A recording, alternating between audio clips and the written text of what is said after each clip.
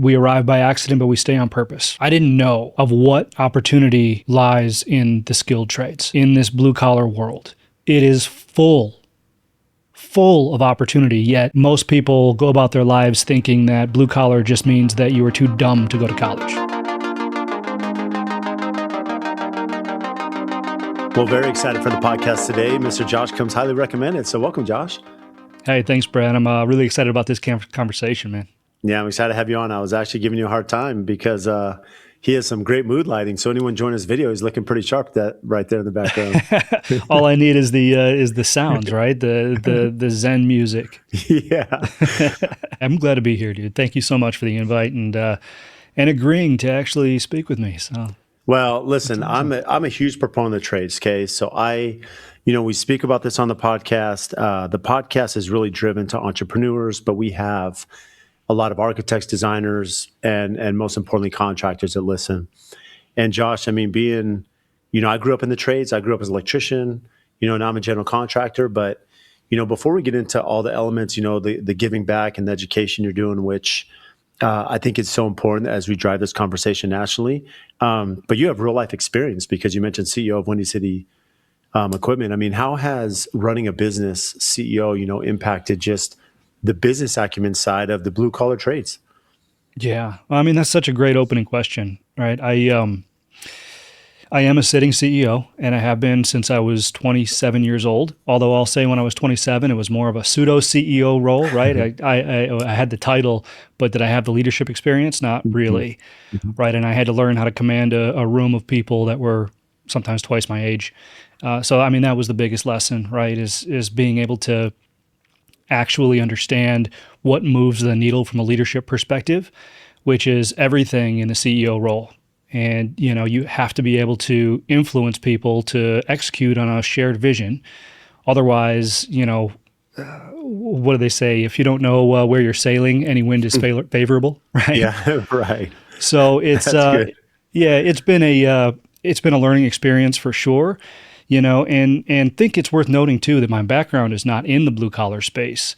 This is a space, and I often say this too, is that we get into by accident, but we stay on purpose. Mm-hmm. And so, what I learned through my journey in the blue collar world, is just as valuable as what I learned through my journey into leadership. It's amazing. I mean, the reason I love that when, as you think about being 27, that for me, I think back when I was young in the trades and especially coming out of college, right, Josh? Something to think about construction is, there's something to be said when you have a little gray hair. Like, it's just people aren't going to give you a lot of respect when you're young. If you're baby faced, I work with a lot of interior designers and a lot of them get pushed back, being a female in the industry. And you see that until you've earned credibility. Maybe it's knowledge. Maybe it's, to your point, leadership. How did you get through that bridge at such a young age, 27, to command respect in an industry that really doesn't cater to people that didn't grow up like they did or learn or go through the chain of command like they did? Yeah, good question. So in the blue collar space, especially, listen, these are, as you know, salt of the earth people, right? Very transparent, very grounded, very, down to earth. And really at the end of the day, all that they want and all that's required from a respect standpoint is complete transparency, right? If you're feeding them, a load of bullshit, right? They're going to see through that.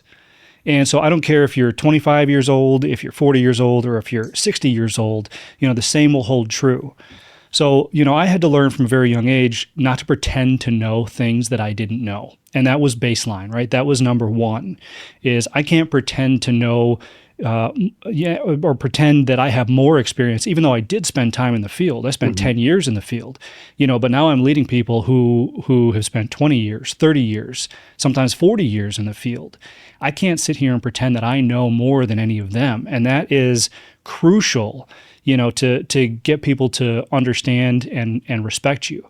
The second thing is, especially at that age, it's not as simple as just spouting out direction, right? And often people think of CEOs doing just that. You need to do this, you need to do that. You go put out that fire, I'll go take this fire, and it's just directive after directive, when truly what moves the needle in that direction at that age is asking questions. Mhm. Right. And this is something that I mean, Yeah. this was not apparent to me at the time. This is something that I had to, kind of fall into and begin to learn on my own, because the commands and the demands and the directives were not working. So, and I have a phrase that helps me remember. It's people accept what they conclude and they resist what they're told. Hmm. And so I was able to internalize that. So if I wanted to get somebody to do something, all I would have to do is ask them a set of questions, sometimes several sets of questions, that led them to the answer that I knew was correct. I love that you share that because, I don't want to say it's a secret to success, but when I asked you that question, as you were speaking, I was thinking back to my experience and even my team. When when you're the know-it-all, if you're on site and you're not taking notes, if you, there's something to be said about, the blue collar trades are really difficult. They're out there. I'm in Arizona, right? Arizona, it's hot in the summer.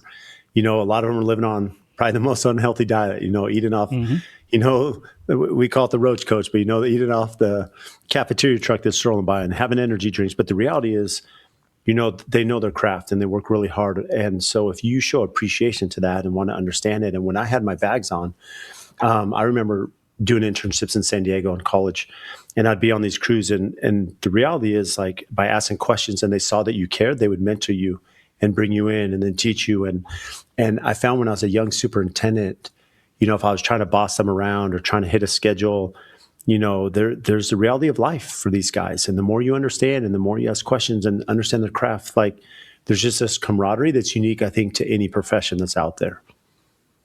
Yeah, absolutely. And I think that's the pride factor, right? Like you mentioned, it's just, you know, in this world of I'll call it craftsmanship, right? There's a lot of pride in being able to fix things with your own two hands, right? And the technicians out there, especially the seasoned ones, it's part of their identity, right? So the more that you can acknowledge that, and the more that you can respect the craft, the more that they're going to resonate with whatever it is that your craft is, whether that's leading, or whether that's finances, or whether that's turning wrenches in the field.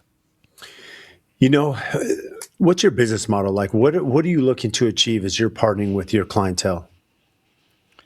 As far as, can you Yeah, for clarify? Windy City Equipment, like when,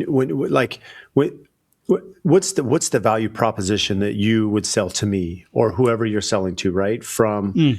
the end customer. What and how are you providing that vision? Because a lot of times, we have a hard time in sales, whether you're a trade partner, whether you're a general contractor, and selling with that vision and selling the value. Because sometimes, I'd imagine for you, you're maybe not the cheapest in town. You could be more expensive. So how do you overcome that value proposition to the end user? That's a great question. So I have a theory that, especially in home services or commercial services like I'm in, uh, everything can be traced back to a breakdown in communication. Our value proposition is to communicate relentlessly, right? That is our number one value. That's what we strive to make set us apart, and it's a tall order. But I will also say that in this day and age, as many people and probably your listeners out there have come to understand and know, a lot of these services have a bad reputation, Hmm. right? How many times have you heard that, man, if I could only get a contractor to show up on time, Yeah. if only, I wasn't left in the dark and I knew what was going on. I haven't heard from anybody for weeks. Truly, all this is communication, and even down to the frontline level on the equipment itself. Let's pretend it's an HVAC unit or something like that, Hmm. and someone is fixing that unit, and there's an intermittent issue. So sometimes it works and sometimes it doesn't, but of course, every time they come there, it Yep. works, Right. right? So how are you supposed to identify that issue? Well, it's really easy for a client or a customer to say, well, they can't fix that problem. But usually that can be traced back to, what did that technician actually communicate to them on site about what was going on? Was it as simple as, well, I don't see the problem, I Hmm. can't find the problem? Hmm. Or is it the next step, the next layer, right? Is it that, hey, listen, I know and I acknowledge that there is definitely a problem with this unit. Unfortunately, I can't identify or isolate this issue right now. I can't replicate it, and I need to be able to do that in order to give you a proper diagnosis. Otherwise, I'm wasting your money Hmm. and your time, and neither one of us want that. So here's what's going to happen. It's going to go down again, and then you're going to call the office at this and this time, and we're going to get somebody out there to try to identify this as it's happening. Right? That explanation is often missed, but it's everything. I mean, it is everything in these in this world, right? This world of field service. So that's our value proposition, to our clients and our customers, is that we will communicate relentlessly, and you'll always at least know what's going on. I'll give you some credit, Josh. I've interviewed a lot of people. I've been in the industry a long time, as you can imagine my role. I've never heard an answer like that, because so many times with service providers, and I look at a lot of my trade partners, they're fantastic. And they, when they go to the client's like, well, what sets you apart, right? Well, we're communicative. We answer our phones, right? We're responsive. You kind of hear some of these tagline things. Mm-hmm. But we've all heard this comment that everything seems fine when I'm here. It seems to be working, right? And it's kind of you're brushing them off. But for you to go through and be like, I can't replicate it. I can't replicate it. But here's the plan. When it goes down, which it probably will, like, here's the protocol. So you're really giving them comfort to sell them on the vision. And I'd never seen that communicate or heard that communicate the way you just did, Josh. I was just listening to it as if I'm your customer and you're kind of Yeah. giving me that sales pitch. Well, I appreciate you saying that, because it goes right to the question that you asked, right? Yeah. Is that's what we try to communicate. So hearing that you haven't heard it communicated that way is almost validating for exactly what I just Hmm. said. And I think anyone listening out there, can take this as an opportunity, right? And really understand and listen to and internalize what it is that I'm saying, because it's really a basic fundamental of business. And we're in an environment today that allows us to do this basic fundamental, but have it set us apart. Yeah, and what's interesting, you hear AI talk, and AI is going to be changing things, but there's human elements, right? There's a Hmm. human connection. These things can't be replicated. They just can't. You and I having this conversation is not something that's going to be. And same as the blue collar. Yeah, could there be a chance where robots are install my drywall and they're install my tile? I don't know, maybe. But in the meantime, there's going to be this blue collar aspect, which I know you speak about. And part of that is being a little bit softer in the communication instead of just knowing your trade. Yeah, I love that you brought that up. So just quickly, I want to tell you a story. It just happened not long ago. So I had an employee come up to me, and they're one of my employees that are pretty resistant to change, right? They're not, and not that you would have anybody on your team Like that's many of resistant to us in change, construction, right? that means, yeah. Especially in Yeah. this field, And he asked me very bluntly, and he said, "Listen, is AI going to take my job?" And I thought for a second, and I looked at him and I said, "You are not at risk for AI taking your job. You are at risk for somebody who knows how to use AI taking your job." That's what we're up against in this field. To your point, there's not going to be robots climbing ladders anytime soon, right? Maybe one day, but not yet. But AI has a place in these industries, and the Mhm. people that know how to prompt and know how to use it and understand it and know what the guardrails are and all of this stuff have a greater opportunity of succeeding in this industry now, because that's the way that the world is going. When you had that conversation with that employee, how did he take that, or she? He took it. I think it was an awakening, right? It was, and I should say that since that day, he's been way more adoptive of technology. And it's the truth, though, that's a rule that I have, is I want to be 100% transparent, with the people on my team, and especially with the way the world is going. I want everybody in my company to succeed, and I wouldn't be doing my job as a leader and CEO if I wasn't being 100% forthright and honest with them on how they can do that. Josh, I will say, like, we're just meeting, just for the audience. I mean, this is the first time I Yeah. met Josh. I've heard him speak. Like, you have this delivery and this calmness and your voice where it's very, you can see the leadership you've had, right? Like, you're someone I can listen to all day. How have you been able to instill this company culture, because at the end of the day, you're not on every field call, you're not on every service call, and people are an extension of you and this as the CEO of the company.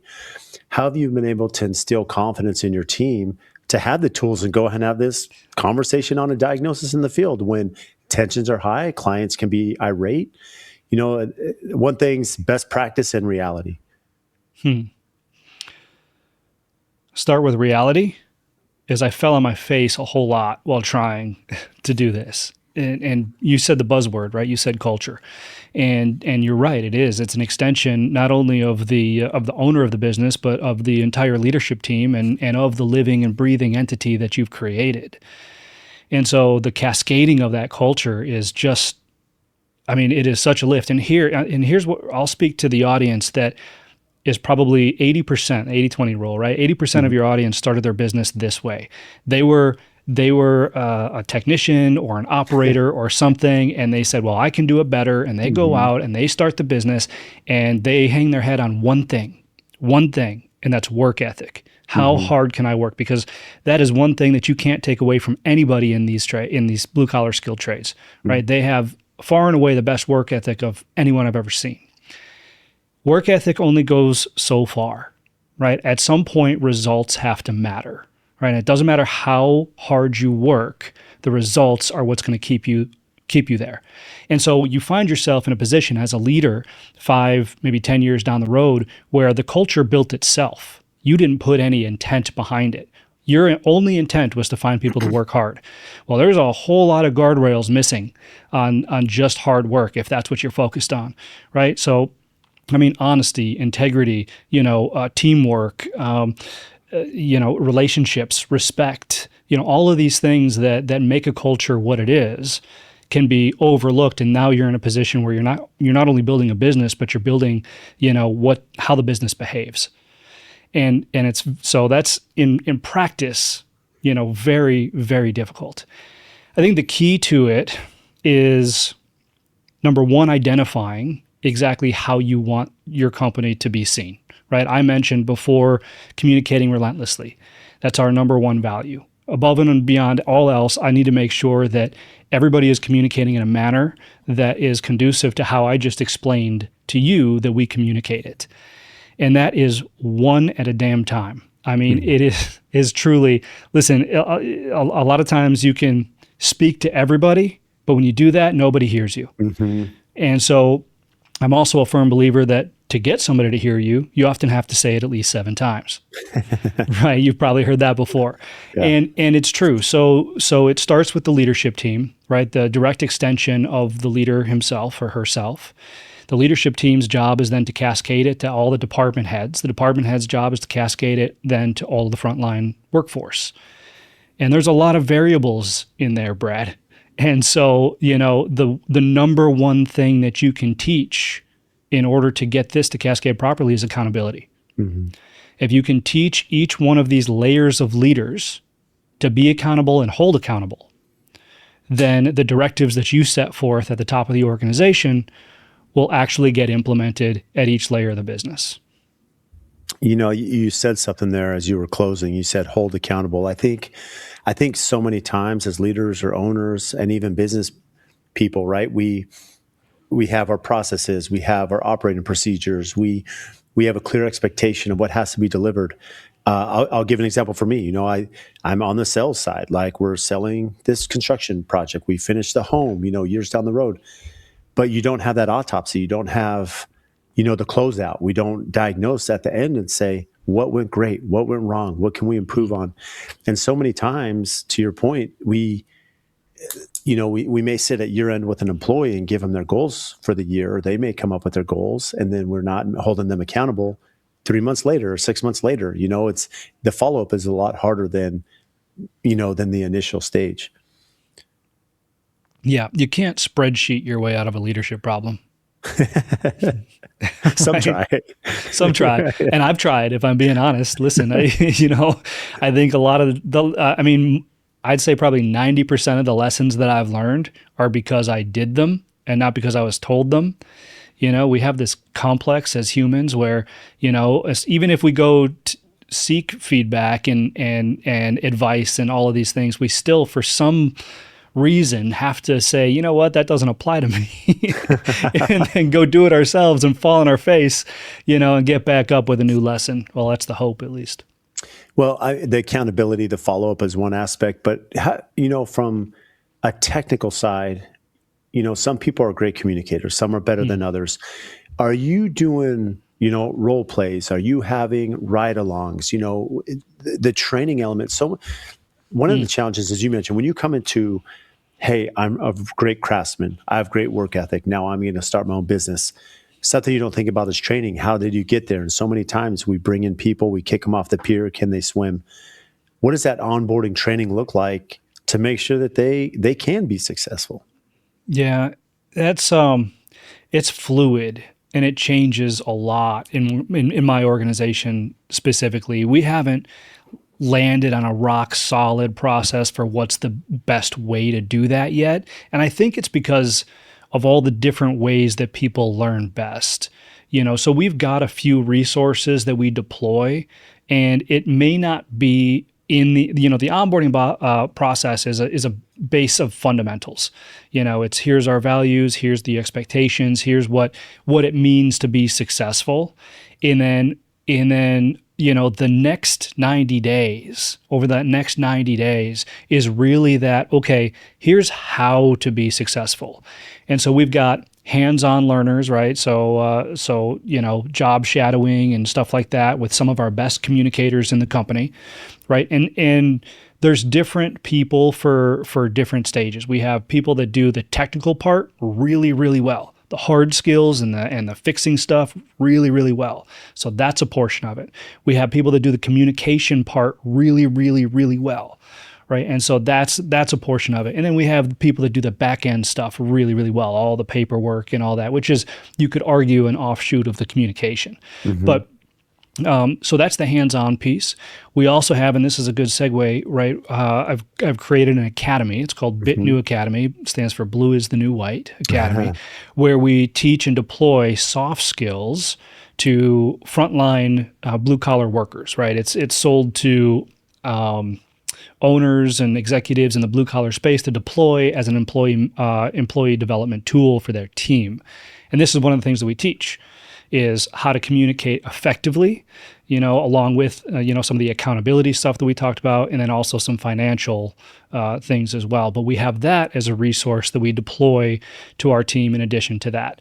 And then the rest is truly just honing and coaching. Coaching is so overlooked in a lot of businesses. And I think it's because people don't know how to define the difference between managing, leading, and coaching.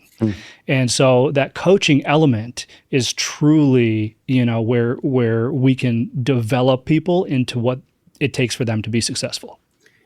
It's funny. One of the benefits of doing the podcast is you get to interview, these incredible, successful entrepreneurs, right? Such as yourself. And as you said that, I'm thinking managing, leading. I think in some ways I have that down. Coaching, that could be an element I'm missing personally, right? Because it's just something, especially, which kind of goes back into your point of accountability, right? That's part of the coaching aspect and the feedback. And you mentioned what I really appreciate about your comment is you said, even though you have a very refined process of onboarding, like it's still a work in process. It's not set in stone, which it is. I mean, it's blue collar. It's, every project's different. Every client's different. Every circumstance is different. And you're trying to deal with the nuance of reality. And that's why I tell our team often it's best practice in reality, because you're dealing in both of those realms all the time, especially in construction. Oh, yeah. I mean, in the blue collar space, reality is the name of the game, right? In practice is everything. Yeah. Yeah. In theory is very difficult to get behind for anybody.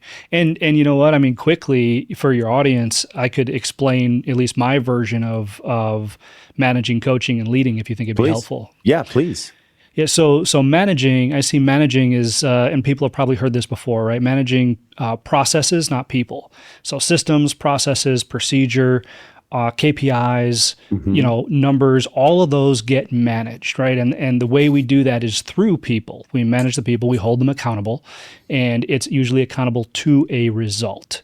That's managing, right? Leading is a collective. You're talking to more than one person at a time. You're trying to get everybody to row in the same direction in the pursuit of a collective vision, right? And as the leader, it's your job to paint the vision and the path on how to get there and how to achieve it as a team, as a cohesive unit. So you're talking to multiple people on at once on a platform, essentially. And then coaching is that little segment of leadership, the offshoot of leadership that is one-on-one. And I have a rule when it's coaching, because and every leader and entrepreneur will be familiar with this scenario I'm about to lay out. Right, somebody comes into your office because say that there was a conflict or they weren't doing something right, and they immediately go to blame. Right, well, I can't do that because of XYZ. 50% of the time it's a person. Well, Susan, did this, and so I can't do my job. Or, Peter did that, and so that's why I'm all pissed off, and so I have a rule, and this is when I'm reminded to coach, right? And it's to coach the person in front of you. Move through the noise, right? And all of that blaming and all of that stuff that, oh, it's not my fault, it's because of something else. That's avoidance on their part. And you wouldn't be doing your job as a leader if you just sat there and said, well, tell me all the reasons why Susan is at fault for this, or tell me all the reasons why, I should have Peter in my office instead of you. You remove all that and you look at that person and you say, I'm going to coach you because you're sitting in here. I'll have the conversations I need to have with the other people if I need to have those conversations. But right now it's you and I, and how can you be better in this situation, right? And remove that third party element. That's coaching, because at the end of the day, the objective is not to help that person, but to help that person understand how they can help themselves. No, I love that breakdown because, as you take that to like a sports analogy, I mean, you see some of these incredible, Tom Brady will speak about this, as he was working, with his offensive coordinator, and, they had one of the best offensive line coaches, and they're coaching one-on-one on technique and certain things. It's one thing to say, hey, Josh, you need to hit that running back in the flat, and you need to hit this pass. And, there's KPIs, and you have leadership and the collective, and you can change culture. But it's the technical things, the one-on-one, that really helps people achieve and learn from that hands-on, that really sets them. I look at some of the mentors, even my uncle, when I first started doing electrical, and he took time one-on-one to teach me how to use certain tools and how to expedite that, which then allowed me to refine my craft over time. Yeah. That's coaching. Yeah. So, I know another element to you, Josh, is personal development, which in construction's tough. I mean, going back to the blue collar aspect, a lot of us are up early. You're on the job site, first on the job site. Everyone in blue collar typically up early. Personal development, personal health. There's so many different angles here that gets missed. Health is typically secondary in our industry. What does personal development mean to you?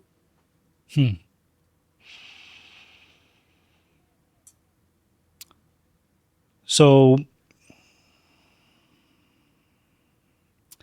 it didn't take me long to realize that although I had big dreams, huge aspirations, and even bigger goals, that I was capped if I kept behaving and doing the things that I was doing. So essentially, I understood at some point in my career that if I wanted to achieve the dreams that I had set for myself, I had to make sure that I was capable of actually doing that as a person.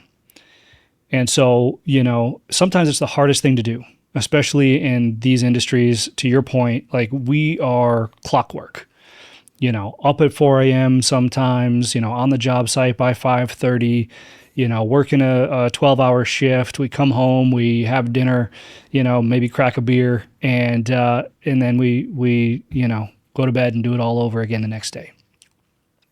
And man, I'll tell you, Brad, that routine can be good in moderation, but that's exactly how you wake up and then realize you're 60 years old and wonder where your entire life went. And so we have to figure out how to break the cycle. And it doesn't mean quitting your job or blowing up your life or anything like that. It just means, what's the pattern interrupt?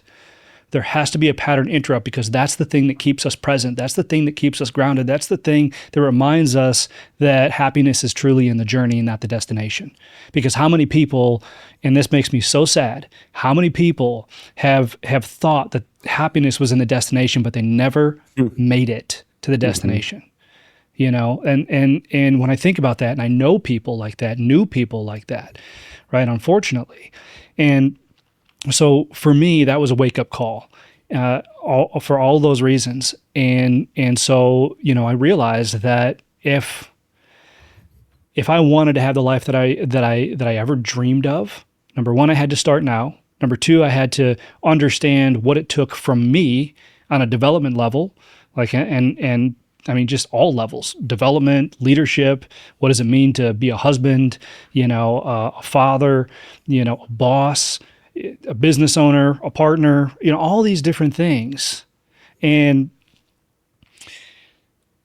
so I guess it's a long way of saying that personal development to me is a constant figuring out if how I can show up as the best version of myself, for myself, and for the people around me.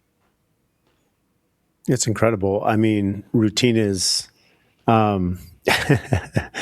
it's funny how you made that analogy. The routine can lead to, not average, but I just had Drew Norton on last week on the podcast, and his whole thing is true. That so many times we miss that, you know, the journey, and it's the destination. And many times you either miss the destination or you get there and you realize, I'm not happy. I'm not happier. Yeah. Yeah. Gold medal syndrome. Yeah. Yeah. And that's what he brought up, the gold medal syndrome. And he talked about even some of them that won the Super Bowl. You're at the pinnacle of your career or success. And it's like, I'm still not happy.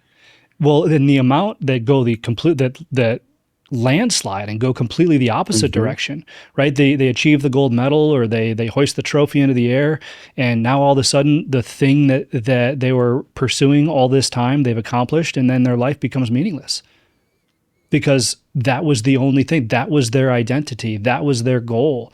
And once they achieved it, it's like, well, shit, what do I do now? For you, Josh, I mean, I don't want you to have to stretch yourself too personal if you're not comfortable, but maybe there's some elements of touch points. When you mentioned you were capped by your behavior, was it mindset? Was it physical? Was it, you know, other priorities? I mean, what was it that was holding you back from your full potential? Oh man, is there a checkbox, all of the above? Like, you Well, we've know, all been there. Like, it's real. Like, go down the list, man. And honestly, here's what it is at every stage in your life, it shows up as something different. And so, you know, for me, yeah, there were definitely physical elements, you know, for a while there, I was not as physically capable as I could have been, as I feel like I should have been, right? I was drinking a lot. I was a little bit overweight, and you know, it just, you know, the healthy body, healthy mind. I had to learn that at a stage in my life, you know, and actually, if I'm being honest, Brad, and I don't know that I've actually said this out loud, but getting healthier physically was the catalyst for me getting healthier mentally. And I can actually trace back, right, and understand when and how that's true. But exponentially, the personal development that I've made mentally and internally and emotionally has been far and away 10 times what it would have been had I not gotten into physical shape to be able to do it. And so, yeah, the physical part, and then that mental part was actually even more difficult than the physical part.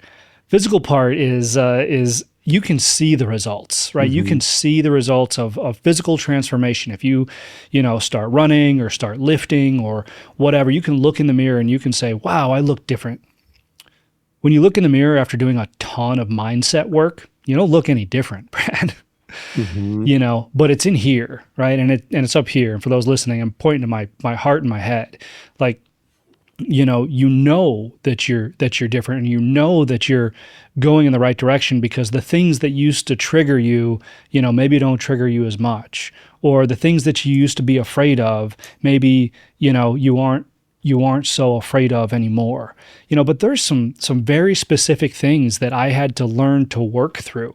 Like, I had this, and I think this is worth bringing up because this is probably a pretty popular one, right? Somebody told me recently that, and they likened it to being on a tightrope, right? And a lot of us, especially us in the trades, and we've built a sizable business, and we built that business maybe because we at one point had nothing to lose, right? And we were just going all in on building and moving to our dreams, and all of a sudden we wake up, we got a 1 million, a 5 million, a $10 million business, and now shit, we have something to lose, don't we? We've redefined fear. We've set a new baseline. And so he likened it to walking on a tightrope, right? But not knowing if you're 6 inches above the ground or 60 feet above the ground. And it feels like if we step off that tightrope that we're going to fall 60 feet to our death, right? One wrong phone call, one lost customer, one conversation that goes sideways, one, a client that goes bankrupt and doesn't pay their bill. We're always one thing away from just being completely bankrupt. And the truth is, and I had to learn this, right? This is one of the biggest transformations I had, is that 95% of the time, probably 99% of the time, Brad, we are 6 inches above the ground. And if something like that happens, what happens? Oh, we stumble, we step off the tightrope, and then we step right back on, and we just keep going. And there are very few things that happen that are just going to completely blow up the life that took 5, 10, 20 years to build, even though it feels like it. But that's freeing. When you can identify that, and you can move through life now understanding that one wrong move is not going to sink you and your family. Oh, the freedom. You know what, Josh, it's funny because, I think back to just, my personal growth, right? It's like, where were you sharing this counsel with me 25 years ago? But the reality is, it's not just that we focus on our failures so much more than anybody else. But to your point, my team was asking me, my director of operations, who I'm close with, and, we were just talking about stress, and he had made the comment, like like anything, there's stressful moments in running a business. There's stressful moments as a father in life and these things that come up. And he said, Brad, you seem pretty calm for some of the, the tornado that's happening behind the scenes. And to the point, I said, young in my career, I felt like, this one mistake, I'm plunging off a skyscraper, off the tightrope over a big building, 60, 100 feet high. I've learned that a lot of these things just come to pass. This is an issue today, and it may be very stressful, but I'll find a solution. We'll find a solution, and we'll regroup tomorrow. And it's to your point that, many of these things, as you get, call it more experienced, or you mentioned personal development and physical health and mental health, you get to the point that your cage doesn't get rattled as easy. Yeah. Because you have a different perspective and experience to lean on that's, help you get through that. Yeah. I couldn't agree more with that. And I was blessed. And I'll tell you a brief story, and we don't have to get into it if you don't want to. Sometimes people do, but I'll leave that up to you. So my previous life, right, before I was ever in the blue collar skilled trades, I was a stuntman. So that's awesome.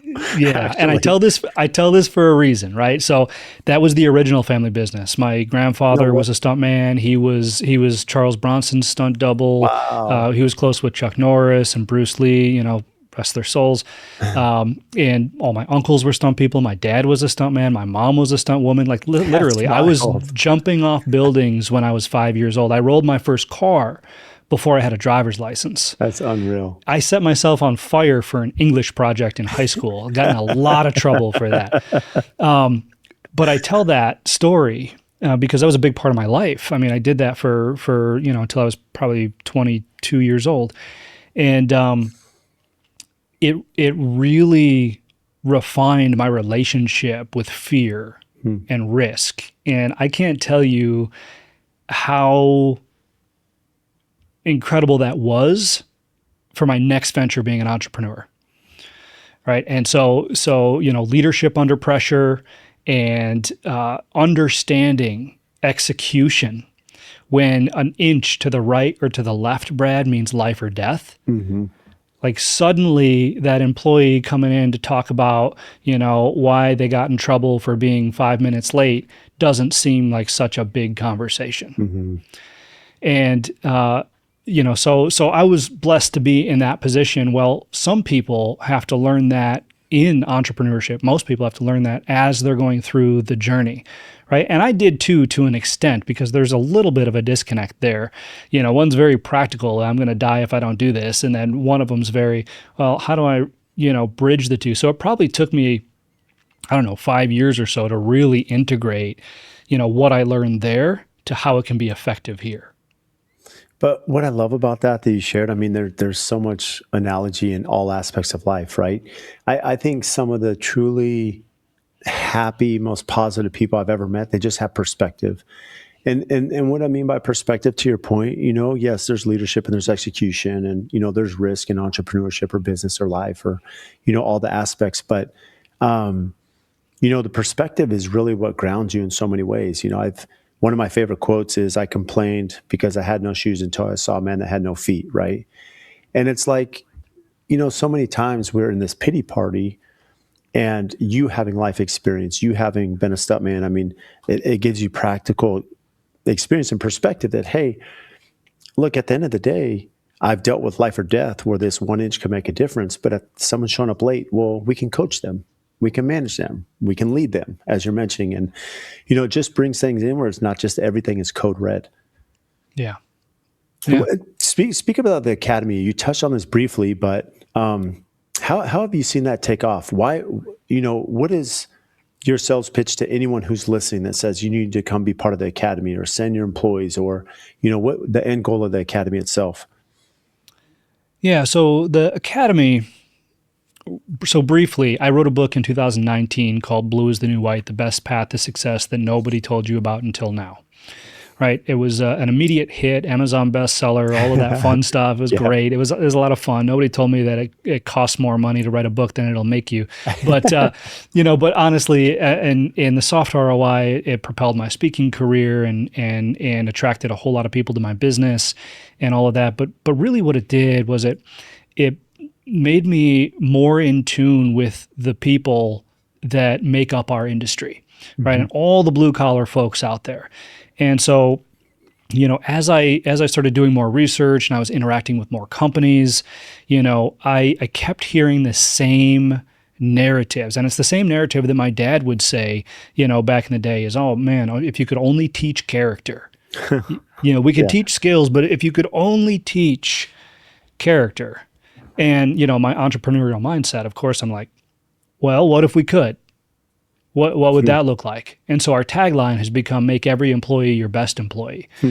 Right. And it's rooted in the idea that, okay, maybe you can't teach character, because character I define as an innate part of you, something that can't be transferred.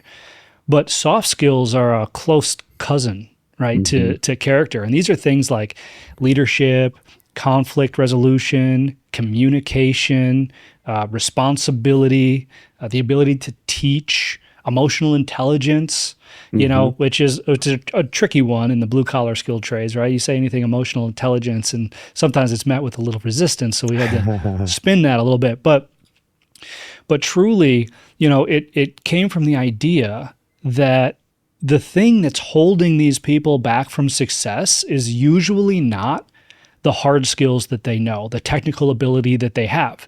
How many times have you promoted somebody because they were really good at doing the thing, only to find out that they were a terrible leader, right? The Peter principle at work. And so, being able to deploy this in an organization, to the front line to say, hey, this is a tool that can help you earn more. Not just today, not just tomorrow, but throughout your entire career, because everything we're going to teach you is transferable. The power that has, because now you're shaping and forming your front line to become what I call practical leaders. right? And often this is reserved for people who are in line for an executive position or management position or a leadership supervisor, something like that, when we should be teaching it to everybody in the organization. And there's also an element in there of, and this was tricky too, right? There's also an element of financial education, but through the eyes of the employer. So essentially, it teaches your frontline workforce how their day-to-day actions impact the bottom line of the organization. And then, this is the key, right? And then, how does that influence them, right? How does that affect them? What's in it for me? And that has been that's been really incredible, because I argue that if they know what they cost and what the company spends on a daily basis, monthly basis, hourly basis even, then they'll be more inclined to be able to make money for the organization, because they'll get it and they'll want to make more money, because they'll understand with the soft skill portion and that portion that the better they do that, the better opportunity that they have for a raise, for a promotion, or to take this information and do what they want with it, which might not be what the employers want to hear, but I've got my own thoughts about that too.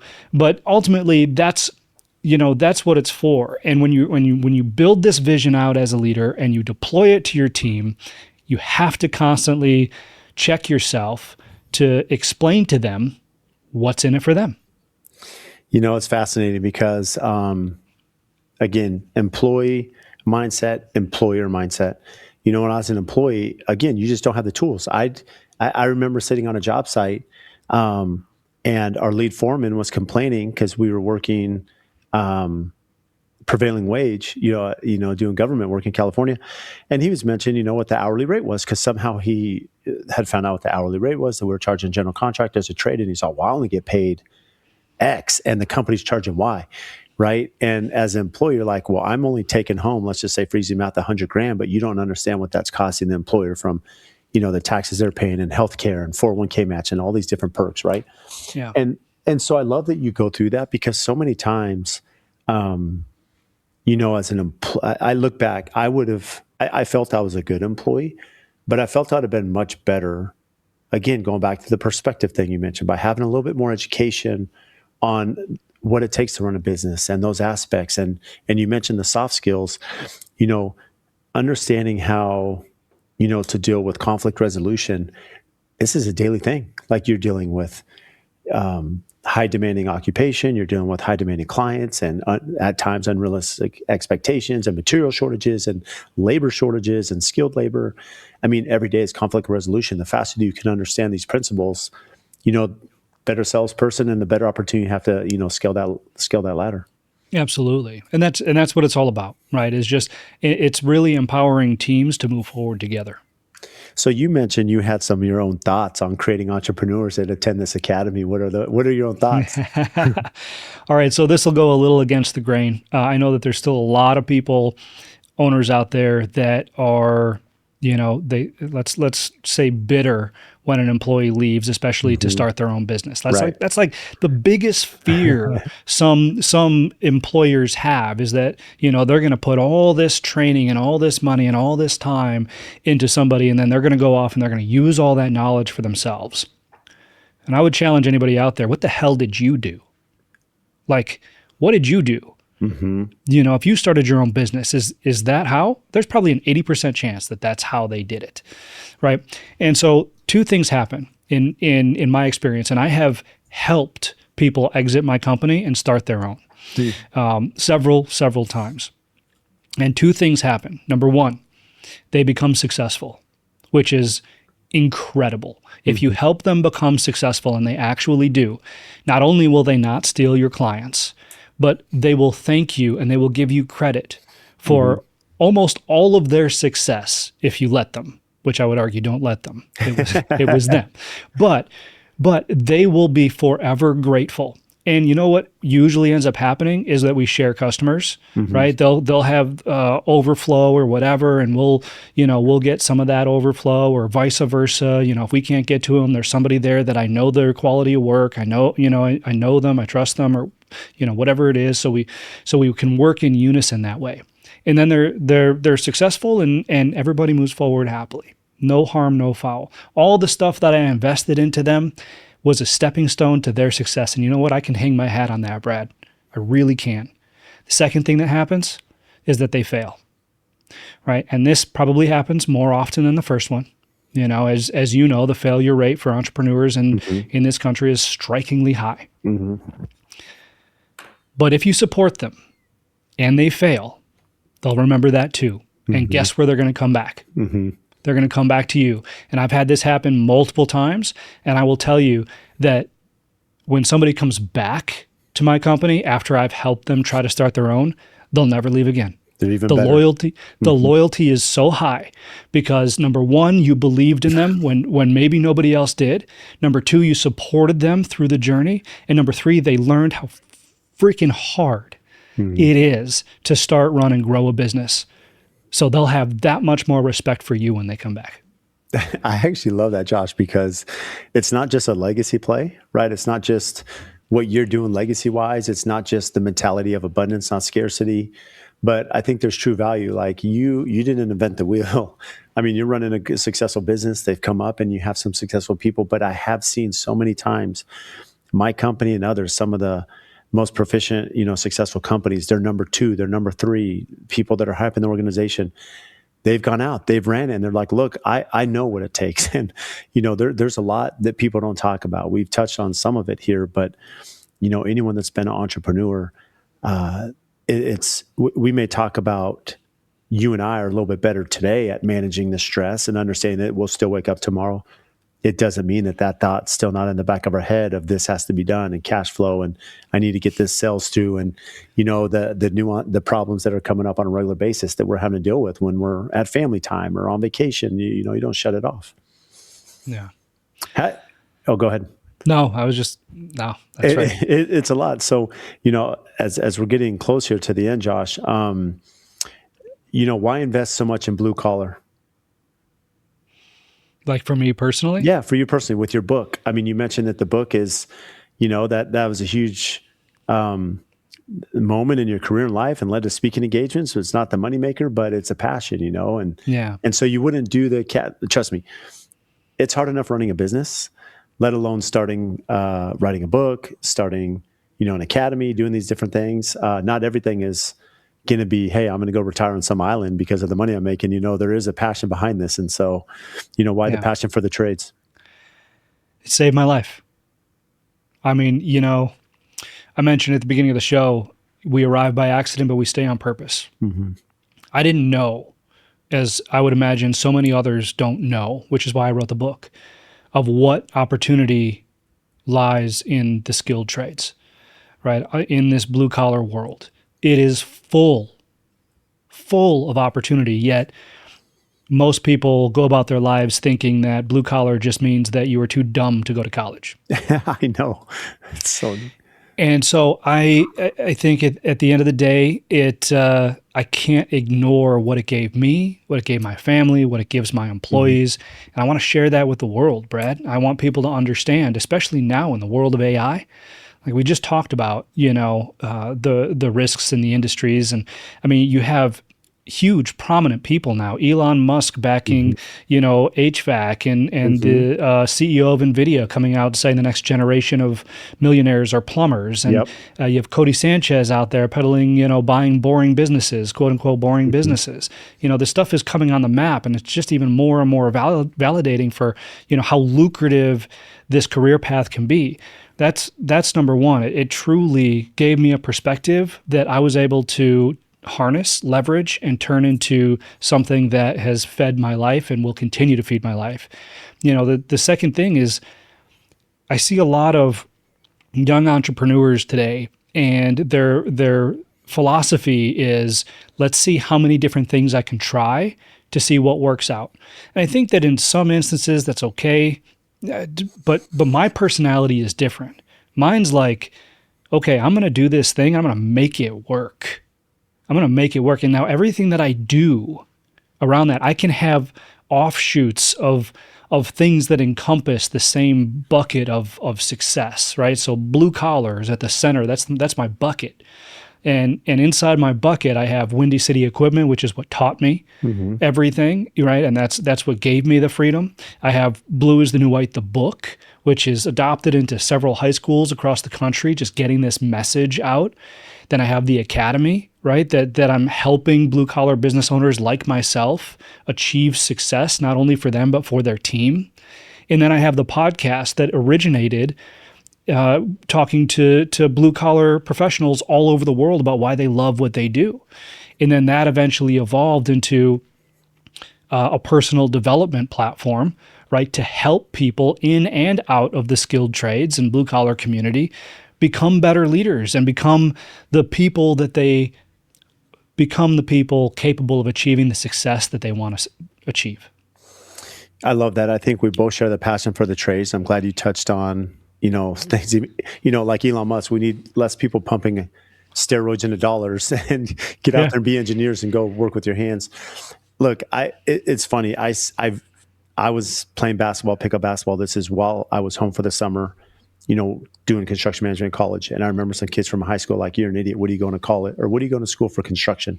That's kind of what you do because you suck at school. And at this point in my career, you look back, okay, how many people use math, outside of without their, calculator on their smartphone? Go build a staircase, go build some stringers and tell me how much, precision, go do some crown molding, and tell me that calculation.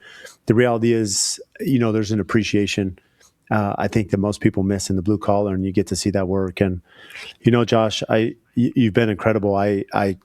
This went way too fast. I could probably speak to you for like 6 hours. So want to be, considerate of your time. So what do you do for fun?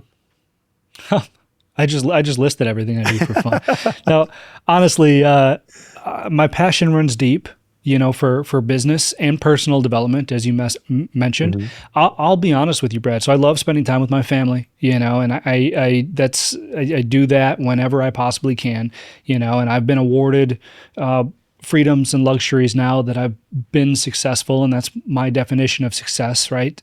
Or one of them, but truly what I do for fun, I love having conversations like this. I hate small talk. Mm-hmm. I would rather talk about somebody's past or their history or why they are what they are, which is why I love doing my podcast as well. Everything They Don't Tell You. It is far and away one of the most fun ventures, probably the most fun venture that I've ever started, because I get to talk with incredible people about how to become the version of me, right, that is capable of achieving all the things that I want to achieve. And then I get to share that with the world, because I know there are so many different people out there in the same position as I am, craving the same things, having the same dreams, not maybe the same dreams, but the same level of dream, right? Or they're highly driven and, very ambitious, but they have work to do, not just on their business, but on who they are as a person, how they carry themselves, what they do with their emotions and their thoughts, and, how this bleeds into their everyday life. How can they achieve the big thing while also, being a rock and stability at home for their family, or how can they, do all the spreadsheets and be a leader in the office and make sure they're still a support system for the people around them. Like, there's just so much and so many different versions of success for everybody out there. The perspectives that I get on that show and the conversations I get to have are so much fun, and they are so valuable.